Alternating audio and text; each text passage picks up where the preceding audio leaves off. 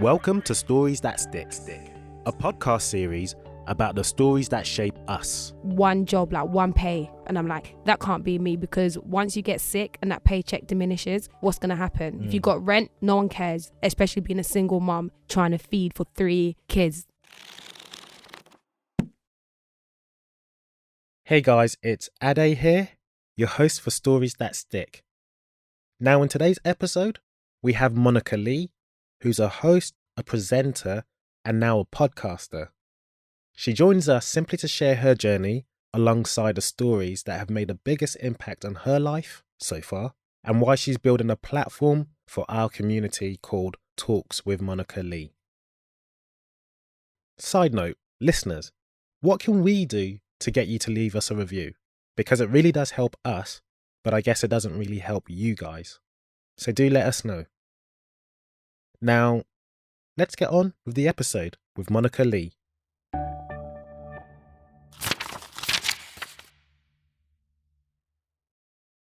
First and foremost, Monika Lee, welcome. We spoke off record. You don't like the way we start. So I'm going to actually then kick off talking about legacy. Do you want a legacy? 100%. What does that mean for you? What does legacy mean to me? Well, you say you want a legacy, right? That's why you do what you do. That is the aim. Like, creating a legacy is the aim. And one of the ways to create a legacy, I feel, is to be breaking them generational curses.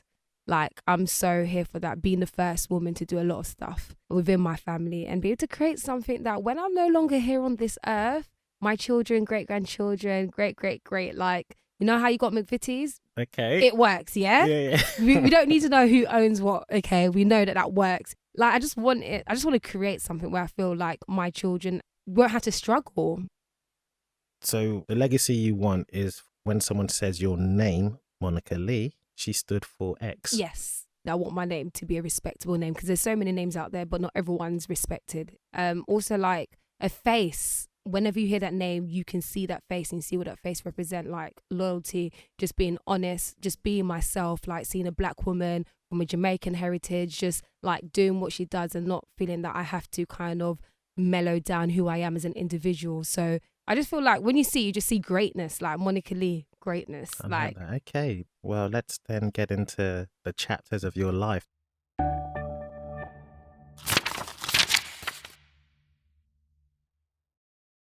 From 0 to 10, who was Monika? 0 to 10. Yeah. I was in Jamaica. Okay. Yeah. Were you born in Jamaica? No, I was born over here. So I was born in London. And then my mum shipped me and my brothers off one point in our lives. I think maybe around 7. Okay. 6, 7, because I did primary school here up until maybe year 4. And then obviously in Jamaica, everything's like backwards. So even though I might be in year 5, when I go to Jamaica, they might put me like in year 3. So it's not about age. It's more about the knowledge. Do you have the capacity to be able to pass this semester? Like, you know, in America, you have it like the semesters. And if you don't pass, you be stuck in that class until you pass. That's how it was. So when I went to Jamaica, even though I was like maybe year 5 over here, they put me back into year 3.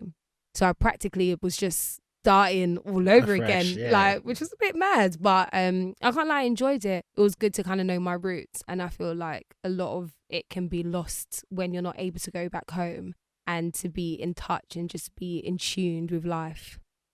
Any fond memories? Like, great memories, yeah, man. I was able to be like a child, like just going out like in the fields, like everything in yard is just bush, hella bush in it. Just me and my cousins and friends just like doing these little escape, like let's go and hide in a forest or something, and just going picking mango, climbing the trees to get apples, getting chased by the dogs, like, you know, the neighbor dog's gonna be after you, yet we do the same nonsense, and just like living life.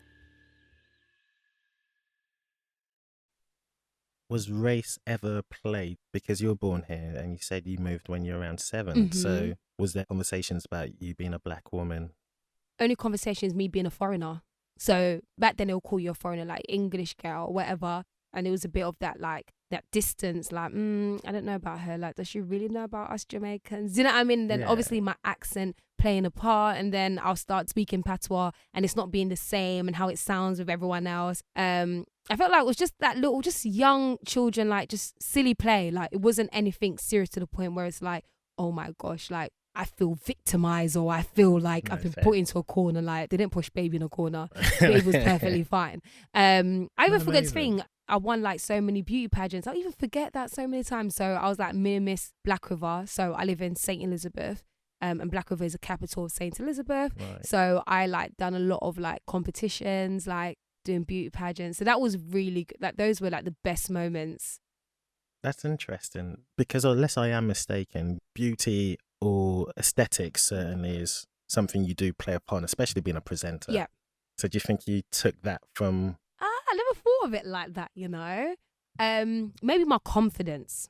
Because like imagine being that one child like in a school full of like, you know, Jamaicans, and I'm from England, to be able to stand there and sit amongst those people and be confident to speak, then go on stage and be singing. And I really enjoyed about that. You sang? Yeah, that was my talent. So, you know, when it comes, you have to have a talent. Right. I was singing, dancing. Sing? Oh, Jamaicans love Celine Dion. So I think I sang like a Celine Dion song every Do day. you remember it? I'm not, I don't want to. I was lit back then though. I don't know if I could sing or people made it seem like I could sing. Either just way, because, man, but I did what I had to do. Yeah, you won. And I won. And just having like people just being proud of you, like my grandparents being proud, and just people just loving the vibe and having the school behind me. Because at the beginning, like the school was kind of like against me, and then when I did all of that, it's like, we love you because you now represent us. So now people are looking at me as like a trophy. Like, okay, you can't do no wrong. So it's like at that tender age, I understood that when you do something out of the ordinary, responsibility will come into it. And when you're responsible for certain things, people will put your name forward, and you always have to be doing great within the lights of many people. Like people are expecting a lot from you. And even though it's just a beauty pageant, it wasn't just that, because at the end of the day, like the school's putting money into you. People are putting money, like my grandma, like at that age, she'd be traveling outside of the parish to just get me to be at that forefront. And a lot of people put energy into me. Like it was other people's lives just as much as it was mine. So I had to be serious about that. Not feel any pressure? I didn't, because they made it fun. Okay. It wasn't about beauty. It was more about discipline. Right. So I like that aspect of that discipline. Like, you said you wanted this, so we're going to work for it, but we're going to do it in a way where you're able to enjoy it too. 100%. Yeah. And, you know, being part of that family unit. So you're probably making me reflect, you know, I like this because I don't really think that far. So it's good. Well, hopefully there's more reflections in 11 to 20. So yes. Next chapter.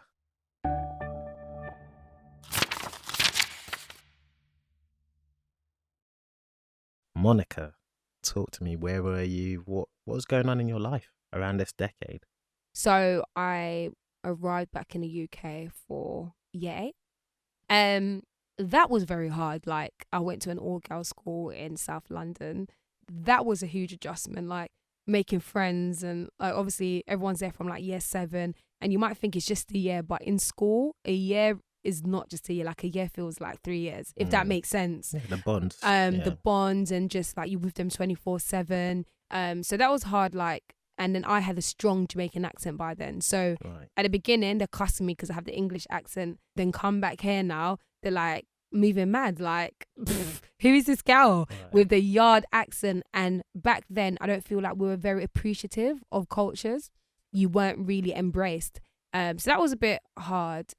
There's a lot of teachings and trainings in Jamaica. Like, when I talk, I have to stand up. Like, okay, hi, Monika, you're a new person. Tell them about you. And I'm like, hello, my name is Monika and I want to get a better education. I was just doing the most. and I'm standing up now, and everyone's thinking, what the fuck? Who does that? Like, so even just little things like that. And now if you hear someone with an accent, like a Jamaican accent, you're thinking, yeah, come over, babes. I'm loving that. Or we like that. We like that bit of culture. But back then was a bit like, oh, okay, you're doing a bit too much. Did you have to weed it out then to fit in? Naturally, you're going to lose your accent over time. So I didn't really think that deep to be like, okay, I need to stop talking like this. This is just who I am. I didn't see no different. Like, yeah, people might make fun of it, but it wasn't to the point where it's like I'm going to go home and cry myself to sleep. It was kind of it was kind of fun because people were like, oh, talk for me, say this, say that. I just made it what it was, to be fair. Wasn't that bad. Did you ever have to go home and cry? No. Not because of the accent. People are really mean in school, and I felt like it was just me finding my way and finding my feet. I was able to use my voice. I wasn't always that person that used my voice. Like, yeah, I'm confident, but around certain people, I don't feel like maybe I'm comfortable or I can adjust or allow people to like come into who I am and see who I am. I wasn't always that person. So I was very shy, like in schools. And then maybe like the ending of like secondary school. What? Bad girl, chat to me. What? You want to get slapped? I'm joking. Did you throw some hands? I don't know what you're talking about. I feel like you could throw some hands. Who, me? Yeah. Never. Who, me? Did you ever get in trouble? Yeah, I'll do a little like sly things. Like I was a cheeky one, but I knew my limit. But then when I got to secondary school and then like just I faced a few adversities in life, things happen. I had to just grow up before my time, and I had to think about paying bills, and I had to think things that I should have enjoyed when I was a teenager. I didn't have that privilege. So like life just happened and things just went a bit left. So I was like, yeah, we can. Like I became homeless. Like things happened. Like with my parents, life just went a bit crazy. I was in a hostel, so that kind of happened. It's like, okay, I saw how my mum struggled having like one job, like one pay, and I'm like, that can't be me, because once you get sick and that paycheck diminishes, what's gonna happen? If you got rent, no one cares, especially being a single mum trying to feed for 3 kids. It's hard. So in my head, I'm like, okay, cool, we can't do this. Like all of this fun theatrics, it needs to just die down. Let's just get a job. So I just started like working part-time from early. Went to uni. I was like, okay, I'm gonna do like criminology, criminal justice. Why? Because I wanted to do something into probation. So I wanted to be a probation officer. Something along how those. Comes? What was the triggers? Like, was anything in your immediate environment? Yeah, like in South, like, there's a one point like people were just dying like every single day. Like the violence was crazy, knife crime, like, and I was there. Like I'll be going to shubs back in the day. It's called shubs. Gunshots like outside the shubs, like. There was a point like when things were really mad, and I'm like, okay, if I can't help these young people before they get into prison, because most of the time it's down to environment, down to situation, it's way past me. Let me be that figure, can help you to just kind of get back into society and just help into the like rehabilitation process. That was my main aim. Like, let me be there afterwards. That's such a like adult thing to think. Yeah. So, but obviously, like being as well in the hostel, like people are banging down your, like you're going through magic, like people are stealing your stuff, like we're fighting, like we're going in, like the grind is hard. They're expecting you to live on £30 a week, like. So I'm like, okay, I know when you work in the government, you know you're gonna get some sort of like, there's fringe benefits of that. Do you know what I mean? Like pension, like we're gonna think about healthcare. Private health, like there's so many stuff that you can get if you're working with the government. So I thought getting into probation, that'll be a good way. And the salaries were looking decent, like 40-50 grand, work my way up, I might can get 60-70 grand a year. It made sense. You had your strategy. Yeah, like that. So it made sense. Do people know your personal situation at school? No, at college. At college, sorry. So it happened before I went into college, so maybe like 15, 16, I was taking my GCSE when all of that happened, but I didn't go into a hostel till maybe like college times. But yeah, I didn't tell no one. Even like at college, like we'll jump on a bus and my friends be like, why are you getting off at this stop? And I'm like, oh yeah, I'm going to visit my mum. And like I lied for time. No one knew really, not even my own dad knew, like no one knew until we got to a point and I'm like, bro, I can't even do this no more. And then I spoke to my college and like they were so like accommodating, like they were so understanding. They were great. And then living at Centre Point as well, like they were great. Like there was so many opportunities as well. So it's just about being honest and not being ashamed of your past, like, and not making your past define you. Yeah, they do say that. They say one of the biggest human curses is the notion of shame. Yes. I often get my guests to send me just one-word answers or sentences about stories that they've read or, fun memories, etc., just to help prompt them. And you wrote something which do you recall what you wrote? Oh yeah. What did you write? What Keisha the Sket. Yeah. that was a good moment. Tell me about that. Keisha the Sket. It was just about this girl called Keisha. I think Keisha was like maybe 13, 14 because I could really relate to her. Black girl from end, and she's just literally going through like just life, the trials and the challenges that life brings at you, but mainly focusing on the men in her life. And then she had like her friends as well. So it's like they were going to like little shops, parties back in the days, meeting men. We're getting up to some crazy sex antics. I'm telling you, it's mad. And then like for the first time you'd be reading and it's like, oh my gosh, you can do this? Oh my days, that happens. Like I was like introduced to new words and I'm like, I know this was before my time, but it just felt good to be able to be like, okay, you have this mind. Sometimes I think, not all the time, but that means I'm not crazy.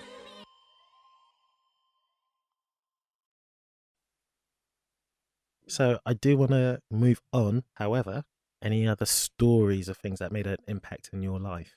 Uni was really good. I enjoyed uni. So I went DMU, Leicester, so lit.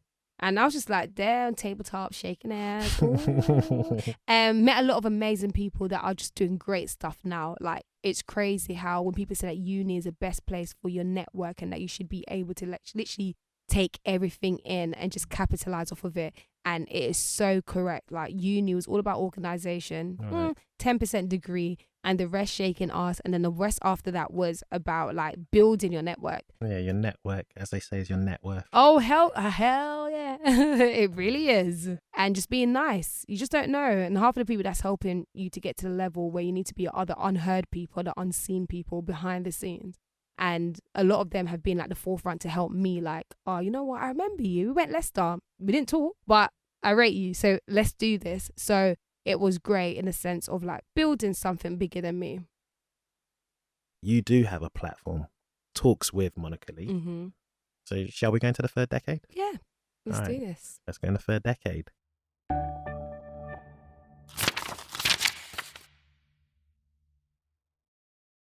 Monika, floor's yours. Talks with Monika Lee came before even my third chapter. So within my second chapter, my, what they call it, key worker, caseworker, when I was living in Centrepoint, which is now my business partner. It's mad, isn't it? Amazing. How life works. She was like, I remember when you used to come in here and be like, what do you want to be? I'm like, yeah, I'm going to have my own talk show. Like, but it's one of them things that I felt like I just said it, but I didn't really connect with it. So when she was like to me, that's what you always wanted to do. And to see me doing it, it's like, it's mad how like life did a 360 and I was able to come back to that position where I'm like, let's do a talk show. But that's how I started. I wanted to create a safe space to have conversations. When we're in a room full of different people from different lifestyles, different backgrounds, different culture, different upbringing, we're going to have so many different views about that one thing. Why not have that conversation and see why you think the way you think? It's a blessing to bring that into one room and see how people's minds can change and people are open to them realizing that they do have some sort of internal biases and it's okay that I can change the way I think. So I guess the question is, do you feel successful in your journey so far? With the word success, like I think success comes in different forms and different shapes and sizes. So like I might feel like this particular project was a success, but maybe something else might not be as successful as I want it to be. So I feel like success is just how I may define it at that precise moment. So far, I feel like I'm on a journey and people understand me, and people understanding me and respecting me and being able to put me on a pedestal to know that, you know what, I can articulate myself. I know what I'm talking about. I'm not here to bash the community, but I'm here to uplift the community, to being able to help that one individual. That's success to me. Amazing. But so, it's a journey. And obviously Talks with Monika Lee is just one element of Monika Lee. What are the other arms then? So Talks with Monika Lee was my first thing that I ever did. This was in 2016 in Croydon. Oh yeah. Right. Oh, you know. But when I did that in particular, it was good, but I wasn't respected. People didn't rate the work I did. And I get it. Who am I? You're Monika Lee, but who's Talks with Monika Lee? Like, why do you feel that you can have that energy and you can have that power to bring people into a room and educate other people? What do you know? What have you done? What have you experienced? So I had to go back and really think about why did I create this and what impact do I want it to have on the community? So I had to build a brand that people can trust. And that's when I got into hosting. I go to Jamaica every year. Went to an event called Brit Jam. And I went there like 2 years in a row. And the third year, I was like to him like, yo, like, you don't even have a host to talk to your artists. Like, you're spending big money to get these artists, but then you have like a Good Morning Britain, which would be called TVJ in Jamaica, taking all your footage, and you have nothing to document. Why not you have me? You're not paying me. I'm coming to Jamaica already. I've spent my money. Like, all I'm asking is a free ticket. My man still don't want to give me a free ticket. I'm just thinking, idiot, but he did in the end. And yeah, so I went there, push up my breast. And I was like, Tabina, and hi, hello, how are you? Like, I'm Monika Lee. I went to Octane. I went to like all these spies, all these big artists. And I just faked it till I made it. Like, I didn't know nothing, but all I knew is that I need that mic and I need to talk. Monika Lee here at Brit Jam 2016. And guess, guys, who I'm with? The one and only Bop, Golly Bop.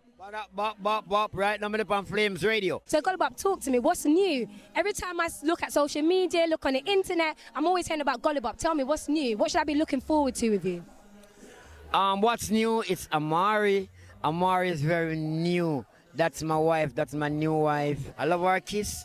I love her smile. I love her. So how she kiss you then, Golly Bop? How she did the kiss? What you like about the kiss now? And that was the catalyst, I guess. That was a catalyst, yeah. That springboarded you into becoming a known name. One of. Okay. Yeah, because I thought that was going to make me blow. But let me tell you something. The thing that you least think that's going to make you blow, yeah, that's what, like, the thing that you think the most is going to make you blow, sorry, that's never the thing that makes you blow. Right. Yeah, and then after that. What made you blow, I guess? I haven't blown yet. I'm nowhere near where I need to be. I'm still on that uphill. Yeah, for sure. I'm rising. But when I came back from Jamaica, all my footage is out now. What's next? I don't know. I don't know what's next. I was getting bare views on YouTube though. That was lovely. And then my cousin sent me a link, said, look, you know what? Apply for Link. I'm like, me? Apply for Link? I'm not applying for nothing. You see how lit I am? I don't need to apply for things. Yeah, don't have that attitude. Yeah, because you're not going to get nowhere with that attitude. Anyone that's listening. Applied, audition, got it. Then I started doing a carnival. So I did a carnival recaps, and then I was in there dancing, just me being myself. I did a few street quiz. I did like street quiz segments. Right. That did really well in like Stratford. I think it got like over like 100,000 views. The carnival was on like 500,000. Like, it did well. And then I did Backchat reunion. Right. Shout out to my boy Jazzy. He brought me in. Done that. Got a lot of stick for it. Don't get it twisted, because you know their audience. They're here to cuss out your clout, and it's okay. It's all right. But I thought, like, if I can do Backchat, I can do anything. However, though, doing Backchat and then being taken as a serious host was very hard, because I felt like they saw me as just like a reality. Like, they didn't see me as Monika Lee, and that was like my first time doing like hosting on TV. All the other little hosting stuff I did was live entertainment. So it's like me going off your vibe and me going off your energy. That's easy. But doing that, it's like scripted, and like that was new for me and that was new for them. So I felt like that didn't really put out the best of Monika Lee. But what it did, it just put Monika Lee out there. And then like 2 years later, people be like, yo, like, Monika, like, I didn't know that you could actually speak. Like, I felt like people thought that I was just, I don't know what they thought of me, but I felt like they thought that I was just a bit of an airhead. You have mentioned this throughout, actually, and I don't know if you're aware of it, but you speak about putting a respect on your name. Yeah. What does that look like? Taking me seriously and giving me my money that I deserve. From whom? I'm joking. I mean, yeah, everyone's give me my money that I deserve. Everyone's got to eat and everyone's going to be paid. But yeah, respect from whom? From the people that look like me, number one, and that knows me or see my journey or loves what I do. Do you know what I mean? So like, it's so easy to want everyone to care for you. Like, that's not what it's about. But there's so many people that have come to me like, you know what, I was feeling to give up, but you just being bubbly and bright and just being yourself and just you just putting yourself out there and saying what you mean and doing what you say, it brought light into their lives. Do you know what I mean? Just little things like that. For whatever it's worth, I respect you. Oh, thanks. I think you're lit. I think you're awesome. Thank you. And I do want to wrap up, but it'll be remiss of me not to include what your final prompt was when it came down to the fondest stories you read or were told as an adult. You mentioned Why I No Longer Talk to White People About Race by Rennie Edo Ludge. Yes. What is it about this book? Why has it made an impact? it just opened my eyes to the fact that the world is so much bigger than what I see, and that I need to clue myself up. I need to be knowledgeable, and I need to understand that life can be cruel. However, I'm not the only person going through it. So it just felt like, you make sense.